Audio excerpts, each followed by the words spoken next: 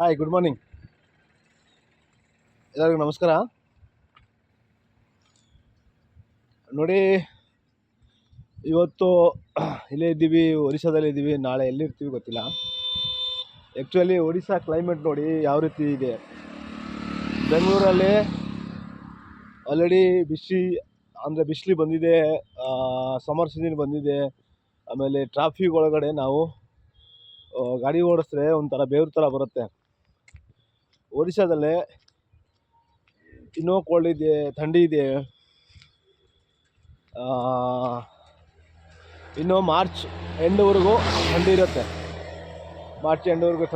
April 1, 2, 5ರಿಂದ start ಆಗುತ್ತೆ ಬಿಸಿಲು, ಸಿಕ್ಕಾಪಟ್ಟೆ ಬಿಸಿಲು. ನಮ್ಮ ಬೆಂಗಳೂರು ಕರ್ನಾಟಕ ಆಗಲಿ, ನಮ್ಮ ಬೆಂಗಳೂರಲ್ಲಿ ಏನಾಗುತ್ತೆ, ಬಿಸಿಲು ಇರುತ್ತೆ.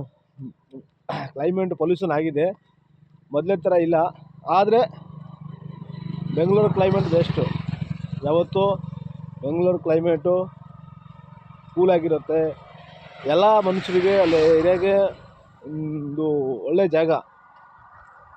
ಬಾಯ್, ಗುಡ್ ಮಾರ್ನಿಂಗ್.